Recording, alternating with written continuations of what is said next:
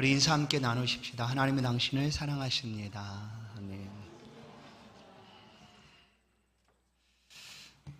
나는 전도하러 왔노라 라는 제목으로 오늘도 말씀을 함께 나누겠습니다. 가장 소중하고 가치 있는 것이 무엇일까? 가치의 기준은 어디에 두느냐에 따라서 달라질 수가 있겠죠. 아주 작은 물질이 있습니다. 땅속 깊은 곳 단단하게 박혀있는 탄소 하나의 원소로 이루어진 광물, 다이아몬드죠. 이 다이아몬드 1캐럿은 겨우 그 무게가 1g 정도밖에 안 된다고 합니다. 직경으로는 6.5mm. 그러나 이 가격, 최상품의 가격은 1,000만 원이 넘는다라고 말합니다. 아주 가치가 있죠. 그러나 이런 괴금속 다이아몬드도 우리 인생의 절대적인 가치일 수는 없습니다. 인생의 절대적이고 최고의 가치는 성경에서 가르쳐 주고 있는 대로 생명입니다. 말씀 가운데, 우리 가운데 주시고 있는 생명, 그것이 바로 최고의 가치다. 마태복음 16장 26절은 사람이 만일 온 천하를 얻고도 제 목숨을 잃으면 무엇이 유익하리요? 사람이 무엇을 주고 제 목숨과 바꾸겠느냐. 아멘. 한 영혼이 천하보다 귀하다라는 말씀을 우리가 여기서 찾아봅니다. 예수 그리스도는 한 영혼이 얼마나 귀한가 우리 가운데 그 사실을 말씀해 주고 있습니다. 하나님이 정말로 귀하게 여기시는 것이 있다면 누가복음 15장의 비유 속에서 우리는 또 알 수가 있습니다. 누가복음 15장에는 잃어버린 것에 대한 3가지 비유가 있습니다. 어린 양을 잃어버렸고 드라크마를 잃어버렸고 아들을 잃어버렸던 아버지의 이야기가 있습니다. 그러나 그 3 이야기의 비유의 결론은 무엇인가 하면 바로 이 말씀이죠. 누가복음 15장 7절 내가 너희에게 이르노니 이와 같이 죄인 한 사람이 회개하면 하늘에서 회개할 것 없는 의인 99으로 말미암아 기뻐하는 것보다 더 하리라. 아멘. 하나님의 기쁨은 의인 99보다 더 기뻐하는 것이 무엇인가? 그것은 바로 한 영혼이 회개하여 주께 돌아오는 것입니다. 영혼이 구원받는, 회개하여 하나님 앞에 돌아오는 그 영혼을 하나님은 그토록 기뻐하신다라고 말합니다. 오늘 나는 전도하러 왔노라, 이것은 예수 그리스도의 말씀입니다. 그래서 이미 제목만 봐도 전도에 관한 말씀이구나. 맞습니다. 전도에 관한 말씀입니다. 누군가는 이 말씀을 들을 때 나와 상관없어 하고 마음을 닫을 수도 있습니다. 나는 별로 안 친해. 전도는 특별한 은사를 받은 사람이 하는 거지. 그래서 교회는 전도사가 있는 거 아니야? 혹시 이렇게 생각하십니까? 아닙니다. 믿는 모든 사람은 전도를 위하여 하나님 앞에 부름을 받고 있기 때문에 오늘 우리가 듣기 싫어도 부담이 된다고 해도 우리가 교회 안에서 반드시 들어야 되는 하나님 말씀이 있습니다. 그 중에 한 가지가 바로 이 전도에 관한 말씀이죠. 또 하나는 죄에 관한 말씀도 마찬가지고 지옥에 관한 말씀도 마찬가지입니다. 내가 듣기 싫다고 안 듣는 것이 아니라 반드시 들어야 하는 말씀이 바로 이런 말씀이죠. 교회 공동체 안에서 정말 소중하고 중요한 것은 무엇일까? 하나님의 백성들을 교회로 부르시고 교회에서 예수 그리스도 안에서 한 공동체의 삶을 살아가도록 하시는 이유는 바로 이 전도를 위함입니다. 그래서 교회 안에 모든 행사든지 또한 모든 사역들은 전도와 연결되어 있습니다. 누군가는 이렇게 생각할지 모릅니다. 교회가 전도하는 이유가 부자 되려고 한다. 세상에서 그렇게 말할 수도 있습니다. 아니, 우리 중에도 전도를 얘기하면 교회가 부자 되려고 하는 거 아닌가 하는 생각을 가질 수도 있습니다. 그러나 교회의 존재 목적은 영혼 구원에 있습니다. 다른 많은 행사들, 어떤 많은 역사들 또한 일들을 행한다 할지라도 이것과 상관이 없다면 의미가 없는 것이죠. 교회에서 하는 일이. 그래서 교회는 단지 부자 되고자 함이 아니라 한 영혼을 주께 돌아오게 해서 그 영혼을 돌아오는 기쁨을 하나님께서 얼마나 기뻐하시는가 하는 것을 우리로 하여금 만나게 하는 것입니다. 오늘 본문 말씀을 보시면 예수님께서 내가 이 땅에 오신 목적을 이렇게 선언합니다. 전도다라고 해요. 내가 전도하러 왔노라 라고 예수님 말씀합니다. 그러면 우리가 알고 있는 예수님의 말씀, 성경 말씀 속에 예수님이 이 땅에 오시는 목적을 말씀한 적이 있습니다. 마가복음 10장 45절도 내가 온 것은 사람을 섬기기로 합니다. 섬기러 왔노라. 내 목숨을 내어주고 섬기기 위하여 왔노라 라고 말씀합니다. 이 말씀과 전도하러 왔다는 말씀과 다른가? 아닙니다. 왜 예수님께서 자신의 목숨까지 내어주고 사람들을 섬기려고 했을까? 그건 바로 전도죠. 한 영혼의 구원을 위하여 예수님께서 이렇게 하신 것입니다. 그것이 바로 예수님의 목적, 이 땅에 오신 목적이었습니다. 또한 다른 곳에서는 나는 잃어버린 자를 찾아 구원하기 위하여 왔노라 라고 예수님께서 친히 말씀을 하십니다. 오늘 본문 마가복음 1장 38절 이르시되 우리가 다른 가까운 마을들로 가자. 거기서도 전도하리니 내가 이를 위하여 왔노라. 아멘. 그래서 예수님은 이 일을 위하여 한 곳에 오래 계시지 않았습니다. 한 곳에 장시간 머물러 계시지 않았다는 거예요. 이유가 뭘까요? 더 많은 사람들이 주의 복음을 듣도록, 천국 복음을 듣도록 늘 새로운 사람들을 만나셨습니다. 그렇게 만나는 사람들마다 예수 복음을 듣고 하나님께 돌아올 기회를 허락하신 것이죠. 그래서 예수님은 한 곳에 있는 것보다 오늘 말씀처럼 우리가 다른 가까운 마을들로 가자, 다른 곳으로 가자라고 제자들이 이끌고 갑니다. 그리고 전도하겠다라고 예수님 말씀하시죠. 그래서 예수님은 그 유대 땅을 쉬지 않고 남과 북으로 동과 서로 이렇게 다니셨습니다. 때로는 산으로 가셨고 때로는 바닷가로 가셨고 때로는 들판으로 가셨습니다. 바닷가에서 어느 날 사람들을 만납니다. 나를 따라오너라. 내가 너희로 사람을 낚는 어부가 되게 하겠다 하고 제자들을 불러내셨습니다. 그렇게 예수 믿는 사람들이 생겨났고, 또한 어느 날 유대 번잡한 그 통로에 세금을 받고 있던 세리 마태죠. 마태복음의 저자이기도 합니다. 그 세리 마태가 세관에 앉아서 세금을 받고 있는 모습을 보시고 예수님이 그를 부르십니다. 나를 따라오너라 라고 그를 부르십니다. 이 세리 마태는 모든 유대인들이 볼 때 죄인이었습니다. 그냥 상종하기 싫은 죄인이었죠. 왜냐하면 세금을 걷어들인 사람이었기 때문에 세리나 창기들은 똑같이 죄인 취급을 받고 있던 때였습니다. 그런데 예수님은 그 잃어버린 세리 마태를 향하여 레이죠. 레이라고 표현하기도 합니다. 가서 얘기합니다. 나를 따르라 라고 말씀합니다. 그렇게 해서 제자를 삼아 주셨습니다. 예수님이 가는 곳에는 전도하기 위한 대상자가 분명히 있었습니다. 어느 날 여리고로 예수님께서 들어가셨습니다. 가는 길에 수많은 사람이 있었고 어떤 사람들은 뽕나무 위에 앉아 올라가 있었습니다. 예수님 뽕나무에 있는 한 사람을 보시고 부르십니다. 나사로야 내려오너라. 오늘 내가 너희 집에서 쉬고 싶다, 거하고 싶다라고 말하자 나사로는 그 많은 사람들 앞에 예수님께서 자신의 이름을 불러줌을 감격해하며 예수님을 자기 집으로 초대합니다. 그리고 예수님께서 그 집에 들어갔을 때 나사로는 예수님을 통하여 말씀을 듣고 예수님, 내가 다른 사람 것을 더 거둔 것이 있으면 4배를 갚아서 4배로 갚아주겠습니다. 또한 내 재산의 절반을 나눠서 가난한 자들에게 주겠습니다 라고 잃어버린 그 삭개오가 예수님께 말씀을 합니다. 그러자 예수님께서 누가복음 19장 9절 예수께서 이르시되 오늘 구원이 이 집에 이르렀으니 이 사람도 아브라함의 자손이미로다. 아멘. 인자가 온 것은 잃어버린 자를 찾아 구원하려 함이니라. 아멘. 예수님이 이렇게 잃어버린 자들을 찾아다니셨습니다. 그리고 그들을 다 구원해 내셨습니다. 오늘 예수님께서 전도하러 오셨는데 예수님의 먹는 양식 또한 전도다라고 우리 가운데 말씀을 합니다.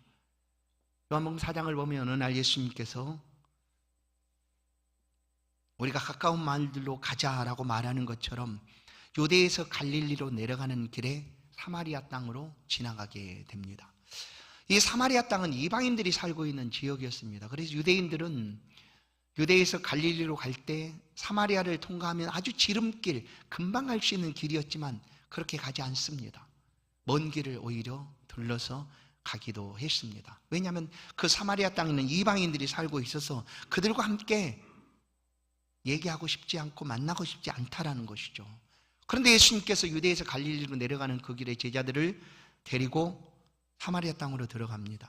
그리고 우물가에 예수님께서 다다르셔서 예수님이 그곳에 피곤하여 잠깐 앉아 계십니다. 그때 제자들은 예수님을 위하여 또 제자들을 위하여 먹을 것을 사러 동네로 가게 됩니다. 그 시간이 한낮이었는데 한 여인이 물동을 이고 그 우물가로 나옵니다. 이 한낮에는 사람들이 잘 다니지 않죠. 너무나 뜨거우니까. 유대 땅에서 그늘 속에 들어가 있든지. 그런데 사람들의 낯을 피하여 만나기 싫은 그런 여인인 거죠. 그래 물 길러 왔는데 예수님께서 대화를 시작합니다. 나에게도 물 좀 다오 라고 물을 달라고 대화를 시작합니다. 그러다 그 여인의 모든 것을 예수님께서 다 드러냅니다. 아, 너 전에 남편이 있었지만 지금 있는 남편도 내 남편이 아니구나. 가장 이 여인이 놀라지 않겠습니까? 그러다가 여인이 예수님께 묻습니다. 혹시 당신이 오시겠다고 약속한 그 그리스도입니까? 그래 예수님께서 여기서 모호하게 또 갈팡질팡 할 수 있도록 비슷하게 말하지 않습니다. 정확하게 드러내서 말합니다. 내가 그로라. 내가 바로 그다. 내가 그리스도다. 네가 생각하는 그대로 나는 그리스도다 라고 그 여인에게 말을 합니다. 그래 여인이 물길로 왔다가 물고기를 놔두고 그 동네로 달려가서 와보라. 내가 그리스도를 만났다. 외치자 많은 사람들이 그 우물가로 달려오고 있습니다. 바로 그때 제자들이 음식을 사가지고 예수님께 왔습니다. 예수님 배고프시죠? 잡수세요 하고 예수님께 내밉니다. 그때 예수님께서 이런 말씀을 하십니다. 요한복음 4장 32절 이르시되 내게는 너희가 알지 못하는 먹을 양식이 있느니라. 제자들이 서로 말하되 누가 잡수실 것을 갖다 드렸는가 하니 예수께서 이르시되 나의 양식은 나를 보내신 이의 뜻을 행하며 그의 일을 온전히 이루는 이것이니라. 아멘. 예수님은 전도함이 예수 그리스도의 복음 곧 천국 복음을 전하는 일이 그의 양식이다라고 말씀을 하고 있습니다. 예수님은 영혼 구원하는 일에 온 시간 모든 것들을 다 하셨습니다. 그래서 이 땅에 전도하러 오신 예수님께서 이 전도를 위하여 어떻게 준비하고 계셨는가를 우리는 말씀을 통하여 알 수가 있습니다. 오늘 본문을 보시면 35절 새벽 아직도 밝기 전에 예수께서 일어나 나가 한적한 곳으로 가사 거기서 기도하시며 그 기도는 왜 하셨을까? 그것은 바로 말씀한 대로 우리가 다른 마을들로 가자. 내가 거기서도 전도하리니 내가 이것을 위하여 왔노라. 곧 전도하기 위하여 예수님이 먼저 기도하고 계신 것을 알 수가 있습니다. 전도를 위한 가장 기본적인 준비 첫 번째가 기도입니다. 기도. 그래서 우리가 교회에서 전도합시다라고 할 때 현장에 못 오는 사람도 많이 있습니다. 사정상, 시간 관계상, 또 여러 가지 형편상 못 오는 사람이 있지만 기도는 누구나 할 수 있다는 거예요. 우리가 이걸 잊지 말아야 합니다. 교회의 존재 목적은 영혼 구원함에 있습니다. 영혼 구원함이 아니라면 교회가 굳이 있을 필요가 있겠습니까? 그냥 교회가 아닌 곳에서 얼마든지 교회에서 누릴 수 있는 모임, 즐거움, 기쁨 다 맛볼 수가 있겠죠. 그러나 어느 곳에서도 구원함의 역사가 나타나지 않습니다. 그러나 교회 공동체 안에 곧 예수 그리스도께서 말씀하고 있는 이 교회 안에 하나님의 구원의 역사가 있다라는 거죠. 그래서 예수님이 기도하셨습니다. 그리고 우리 성도들도 언제든지 기도할 수 있습니다. 전도를 선포하고 전도합시다 말할 때 기도하십시오. 있는 곳에서 기도하십시오. 그것이 전도를 위한 가장 첫 시작의 준비입니다. 예수님 공생애를 시작하면서 기도로 준비하셨습니다. 이 땅에 전도하러 오신 예수님이죠. 그런데 그 시작을 기도로 시작하셨습니다. 40일 동안 성령에게 이끌려서 광야로 나아가셨다. 광야로 가서 시험받기 위하여 나가신 거죠. 그 40일 동안 육신의 음식을 끊고 기도하셨습니다. 이 땅에 오신 영혼 구원을 위하여, 잃어버린 자를 찾아내기 위하여, 전도를 위하여 그렇게 기도하시고 공생애를 시작하셨습니다. 예수님 기도를 빼놓을 수 없습니다. 예수님은 십자가에서 한 영혼을 위하여 구원을 이루시고 뿐만 아니라 아버지 저들의 죄를 사하여 주옵소서, 저들이 하는 것을 자기들이 알지 못합니다 라고 그를 향하여 창을 찌르고 손가락을 들어 저주하고 있는 그 수많은 사람들을 향하여 그 영혼의 구원을 위하여 기도하셨던 예수님이셨습니다. 성도 여러분, 오늘날 전도에 많은 방법들이 분명히 있습니다. 그리고 전도하고 있는 성도들의 그 온유함과 큰 사랑을 우리가 잊을 수가 없습니다. 그런 것들을 통하여 한 영혼이 주께 돌아오는데 아주 유의감을 갖게 되죠. 그러나 그것으로 끝나는 것이 아닙니다. 전도는 한 영혼의 심령 속에 하나님의 긍휼과 자비하심의 마음이 임할 때 콘크리트 벽처럼 단단하고 돌처럼 단단한 마음을 어떻게 부드럽게 만들어내는가? 그것은 인간의 방법으로 하는 것이 아닙니다. 성령으로 아니하고는 예수를 주시라 할 수 없다. 성령의 역사가 아니하고는 예수를 받아들일 수도 없고 그 말씀을 들을 수도 없습니다. 그래서 기도가 필요하죠. 기도할 때 성령의 강한 역사가 그 견고하고 단단한 마음을 부드럽게 만들어내시고 깨뜨려 주셔서 누군가가 말씀이 들려지게 될 때 그 말씀을 받아들이게 된다는 거예요. 그래서 기도가 필요합니다. 많은 방법들도 필요하지만 더 중요한 것은 예수님이 모든 준비를 하시듯 기도가 필요하다라는 거죠. 베드로는 예수님이 붙잡히시던 날 밤 그도 죽을까 싶어서 예수님 모른다, 저주하면서 모른다 부인했습니다. 그렇게 베드로는 연약한 사람이었습니다. 그러다가 예수께서 부활하신 이후 그를 만나주셨고 다시 힘을 얻게 됩니다. 그때 예수님께서는 예루살렘을 떠나지 말고 기도해라. 언제까지? 성령이 임하기까지. 그 말씀을 붙잡고 베드로와 함께 120명이 마가 다락방에 모여서 기도합니다. 그리고 그들 가운데 성령의 놀라운 역사가 임하게 됩니다. 그리고 나가서 베드로는 담대하게 외쳤습니다. 소리쳤습니다. 사도행전 2장 38절 베드로가 이르되 너희가 회개하여 각각 예수 그리스도의 이름으로 세례를 받고 죄사함을 받으라. 그리하면 성령의 선물을 받으리니. 41절 그 말을 받은 사람들은 세례를 받음에 이날의 신도의 수가 3,000이나 더 하더라. 성령의 역사입니다. 성령으로 아니하고는 이루어지지가 않습니다. 우리의 의지로 누군가의 그냥 좋은 인간관계로 우리 예수를 믿을 수도 있죠. 그러나 그렇게 믿어지는 것이 예수가 아니라는 거예요. 성령께서 역사하심으로 우리는 예수를 믿게 됩니다. 그래서 전도를 위하여 기도해야 합니다. 오늘 교회 들어오실 때 눈여겨보셨다면 전과 다른 뭔가가 있었을 것입니다. 헌금함 높이, 우리 교회는 헌금을 이렇게 처음부터 지금까지 헌금함을 들어오는 자리에 놓아두고 자원하는 마음으로 자발적으로 하나님 앞에 드리게 했습니다. 그 헌금함 옆에 한 가지 또 놓여있는 것을 보셨죠? 못 보신 분 계십니까? 없죠? 다 보셨죠? 태신자 카드 이렇게 함을 만들어 두었습니다. 지난주에 나눠드리고 오늘 태신자를 이렇게 작정해서 하나님 앞에 알려드리는 그런 시간입니다. 누군가가 이렇게 물었어요. 태신자가 뭘까? 잘 몰라요. 어려워요. 거기 써 있는데 우리가 이제 너무 젊은 사람 위주로 하다 보니까 여기 이거를 보면 안 보여요. 이거 나눠줄 땐 돋보기랑 같이 나눠줘 드렸다면 잘 볼 수가 있을 텐데 너무 작아서 잘 안 보여요. 그래서 제가 읽어드릴게요. 태신자란 구원을 목적으로 전도하는 마음에 잉태한 잠재적 신자. 이것도 참 어려워요. 뭐냐면 결혼하면 아이가 태아가 엄마 뱃속에 잉태가 되지 않습니까? 태아라고 표현합니다. 엄마 뱃속에 아이가 태아. 그러다가 10달이 지나면 그 아이가 이제 태아가 밖으로 나와서 어린 아이가 되는 거죠. 그렇죠?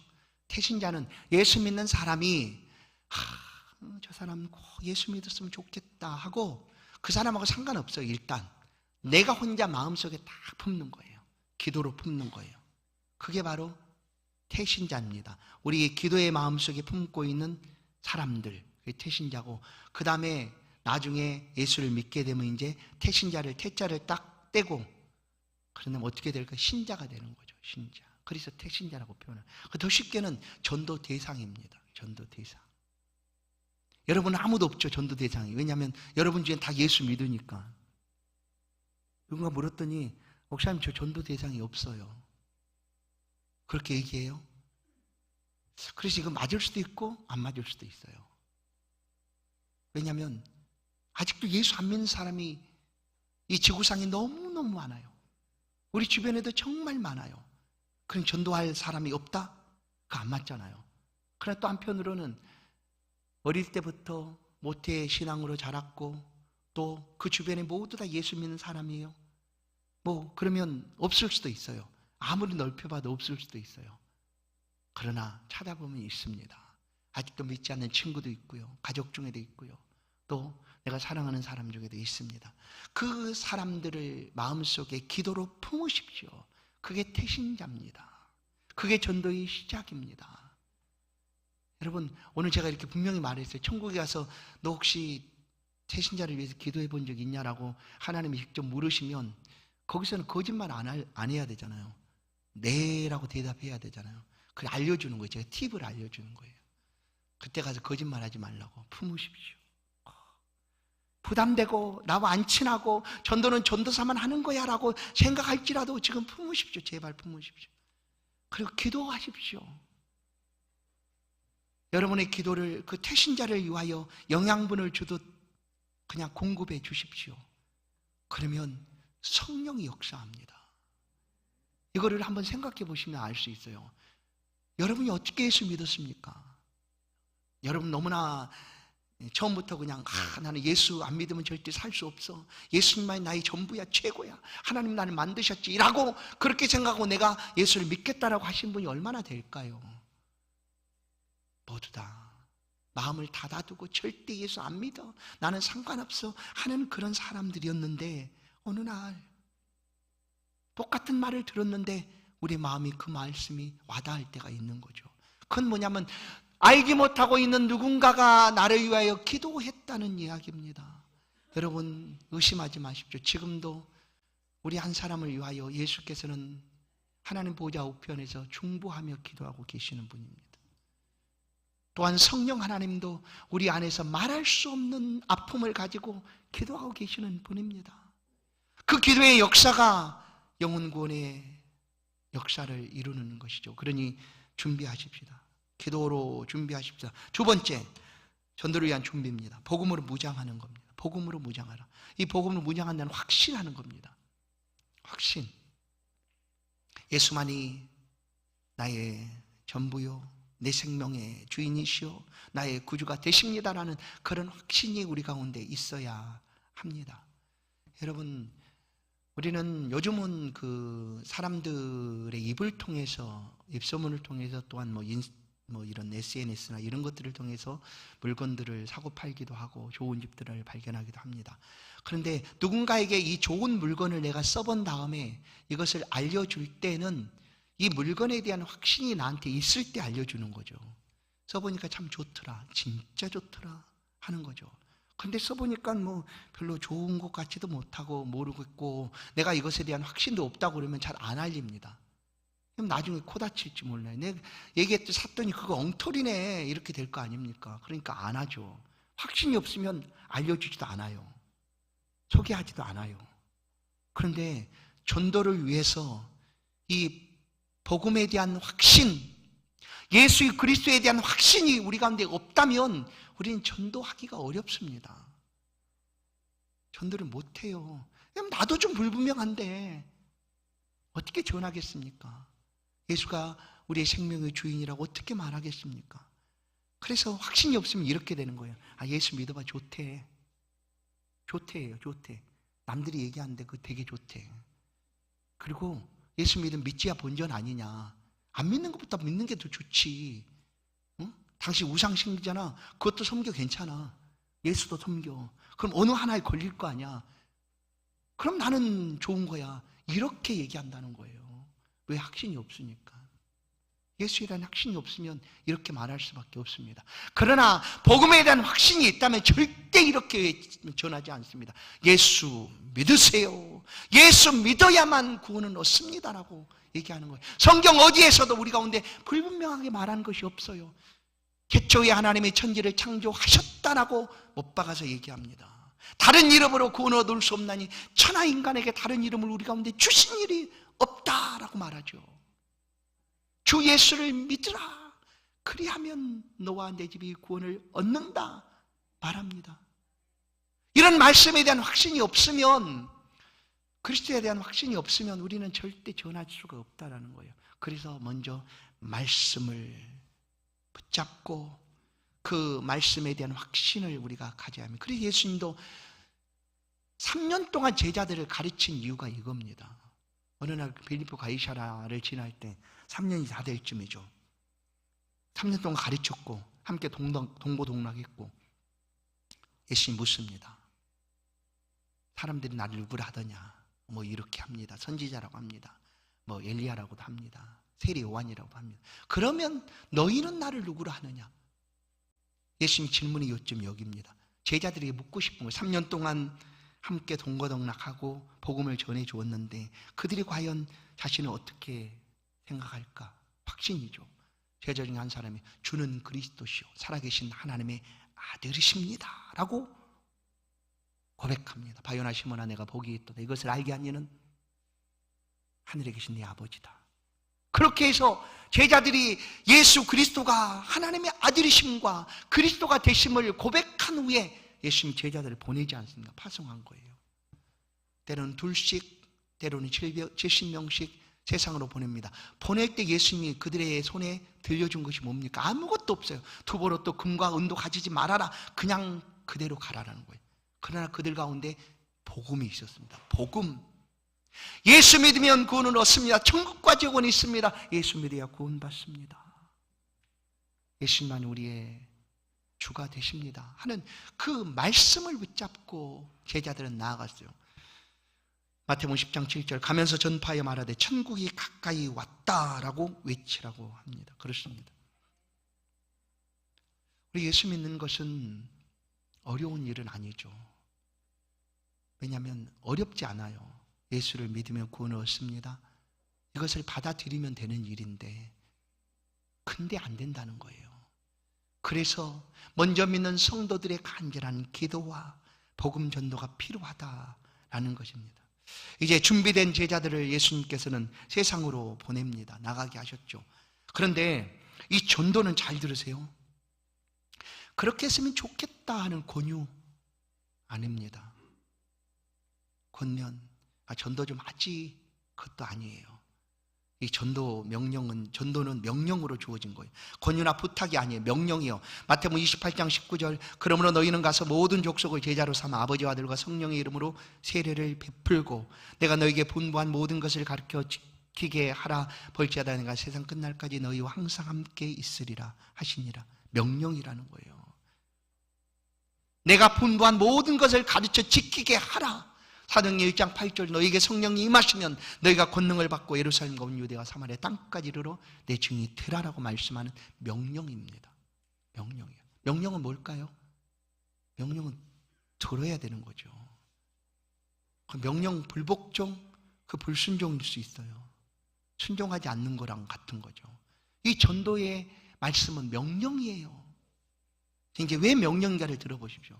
예수님이 이 땅에 전도하러 오셨고 전도하러 오셔서 하나님께서 맡겨주신 모든 사람들을 하나도 잃어버리지 않았다라고 예수님께서 하나님 앞에 기도합니다. 그 기도가 요한복음 17장에 있습니다. 17장을 보면 대제사장의 기도라고 표현이 되는 예수님의 기도가 자세하게 기록되어 있습니다.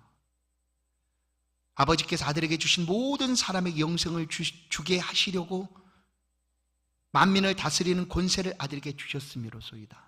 그러나 아버지께서 맡겨주신 모든 사람을 내가 한 명도 잃어버리지 않고 다 찾았습니다. 요한복음 17장 12절. 내가 그들과 함께 있을 때 내게 주신 아버지의 이름으로 그들을 보존하고 지키었나이다. 그 중에 하나도 멸망하지 않고 다만 멸망의 자식뿐이오니 이는 성경을 응하게 하려 함이니이다. 하나도 멸망하지 않았다라고 얘기하는 거예요. 예수님의 제자의 가룟 유다는 본래 멸망 자식이었다라고 예수님이 하신 말씀이에요. 차라리 태어나지 않았으면 좋을 뻔하였다. 그건 잘 보세요. 태어난 사람 중에 우리는 모르지만 하나님만 아시는 일이죠. 우리는 절대 아무도 몰라요. 모르지만 하나님은 아셔요. 그가 하나님의 자녀인지 아니면 가룟 유다처럼 차라리 태어나지 않았으면 좋을 뻔하였다 하는 사람인지 아무도 몰라요. 알 수가 있다면 뭐 표식이 있거나 뭐 글이 써여 있다면 우리가 얼마나 쉽습니까? 전도 대상을 찾기가 너무나 쉽지 않겠습니까? 그냥 저 사람은 안 되는 사람이야. 그냥 그런 게 없어요. 그래서 모든 사람이 복음을 들을 수 있어요. 그리고 모든 사람은 구원받을 가능성이 있는 사람들이에요. 그래서 전해야 해요. 예수님이 다 이루었다라고 십자가에서 외치는 소리가 있습니다. 예수님의 말씀이죠. 내가 다 이루었다라고 하신 말씀은 이 말씀이에요. 예수님께서, 하나님께서 맡겨주신 그 전도의 사명을 예수님은 다 이루어내셨어요. 십자가에 달리셔서 죽어가고 있는 한 사람도 구원해내셨어요. 그렇잖아요. 강도까지도 예수님은 그 자리에서 구원해내셨습니다. 그런데 왜 아직 예수님 이후에도 2000년이 지나서 우리가 생겨났고 우리 이후에도 또 어느 만큼 많은 시간이 흘러갈지 모릅니다. 어떤 사람이 태어날지도 모르는데 왜 예수님은 그 전도의 귀한 사명을 다 이루었다라고 하나님 앞에 그렇게 외치게 되었을까? 그것은 우리 때문이에요. 왜냐하면 이 전도 명령을 예수님께서 우리에게 위임을 해주셨어요. 맡겨주셨어요. 그리고 맡겨주신 그 성도들은 충성스럽게 하나님 나라의 삶을 살아갈 것이다라고 예수님 의심 없이 믿은 거예요.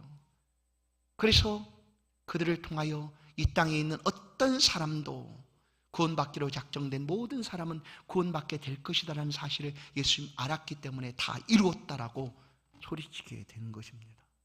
우리는 이제 우리에게 달려있는 거죠. 성도를 뭐라고 표현합니까? 성도 하나님의 자녀죠. 또한 믿는 사람을 복음 전도자, 권 전도자라고 표현합니다. 예수 전하는 사람이에요. 전도사만 전도하는 것이 아니라 모든 믿는 사람은, 그래서 주님께서 우리 가운데 위임하여 주신 그 전도 명령을 붙잡고 살아가는 사람이기 때문에 전도하는 사람, 곧 전도자인 거예요. 나는 전도와 별로 안 친해요. 전도의 얘기 들으면 내가 부담이 돼요. 그냥 힘들어 죽겠어요. 이게 아니라 그냥 듣기 싫어도 들어야 되는 말씀이 이 전도의 말씀이에요. 그러니 오늘 이 말씀을 들으시고 우리의 삶의 자리에서 이것을 잊지 마십시다. 나는 전도하는 사람이다. 태신자를 품으시고 기도하면서 우리가 가진 복음에 대한 확신을 가지고 나아가십시다. 그래서 선포하고 외치십시다. 고린도전서 1장 21절은 하나님의 지혜에 있어서는 이 세상이 자기 지혜로 하나님을 알지 못함으로 하나님께서 전도에 미련하는 것으로 믿는 자들을 구원하시기를 기뻐하셨도다. 오늘 우리가 들을 수가 있어요. 전도 안 돼. 이런 시간에, 이런 때에 전도는 왜 하는 거야? 사람들이 싫어해. 그리고 전도한다고 해서 사람이 절대 예수 안 믿어. 세상 사람이 하는 말이고 그것을 긍정하고 옳다라고 우리 스스로도 고개를 끄덕일 때도 있어요. 그러나 잘 보십시오. 이 땅에 전도라는 것이 사라지게 되면 예수 믿는 사람은 없어집니다. 하나님도 아셨어요. 세상의 지혜로 세상의 지혜로 어떻게 하나님을 알 수 있는가? 과학이 발달하고 첨단 과학 문명이 계속해서 발달되면 하나님을 알 것 같지만 오히려 하나님으로부터 멀어지는 거예요. 멀어지는. 바벨탑 때도 그랬죠. 창세기 바벨탑 때도 하나님 없음을 높이자 더 좋아지니까. 그런데 하나님 아세요. 이 전도가 미련하게 보일지라도 이것을 통해서 예수 믿는 사람이 생겨나고 구원의 역사가 나타난다라는 것을 하나님도 아셨어요. 그래서 전도하라라고 말씀하는 거고, 때를 얻든지 못 얻든지 항상 힘쓰라고 말씀하는 거고, 예수님도 나는 전도하러 왔노라라고 말씀하고 계시는 것입니다. 성도 여러분, 오늘 태신자를 혹시 전도 대상자를 작정하지 못하셨다면 기회는 얼마든지 있습니다. 여러분 마음속에 기도의 대상자를 정하시고 쓰십시오. 그리고 되시는 대로 적다 넣어주십시오. 우리 교회도 함께 기도하면서 우리 교회에 주신 그 전도의 사명을 함께 해가기를 간절히 소망합니다. 이 일에 누가 앞장설 것인가? 누가 나서서 전도자로 삶을 살아갈 것인가?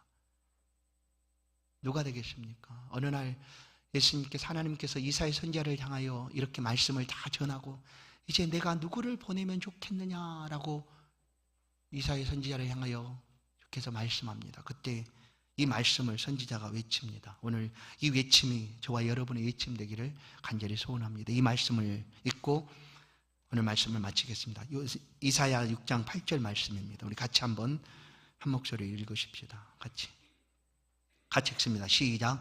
내가 또 주의 목소리를 들으니 주께서 이르시되 내가 누구를 보내며 누가 우리를 위하여 갈고 하시니 그때 내가 이르되 내가 여기 있나이다 나를 보내소서 하였더니 아멘. 이 고백이 저와 여러분의 고백이 되어서 예수님께 어린 양을 찾아서 어깨에 메고 오지 않습니까? 하나님의 그 기쁨이 얼마나 큽니까? 잃어버린 자의 기쁨. 그 기쁨을 전도자인 우리 모두가 함께 맛보며 누리며 살아가는 복된 은혜가 있기를 주의 이름으로 간절히 축원합니다. 하나님 감사합니다. 오늘도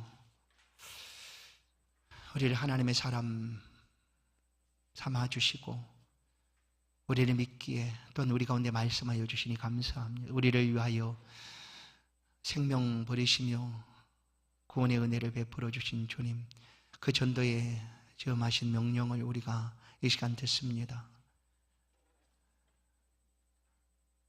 우리 중에 원하지 않을 수도 있고 또한 부담이 되어서 힘들다고 여길 수도 있지만 우리 모두가 드려야 될 이 전도의 말씀, 우리를 구원하신 그리스도의 말씀이 우리 생명의 확신으로 우리 가운데 있사오니 어디서든지 이 말씀대로 삶을 살아갈 수 있도록 은혜를 베풀어 주옵소서. 우리를 사용하여 주옵소서. 내가 여기 있나이다 나를 보내소서 고백하였사오니 하나님 구원받기를 작정한 많은 사람들을 우리를 통하여 나를 통하여 구원하여 주옵소서. 그 기쁨이 우리의 삶에 예수 믿는 기쁨과 함께 충만해질 수 있도록 도와주옵소서. 예수 그리스도의 이름으로 기도하옵나이다. 아멘.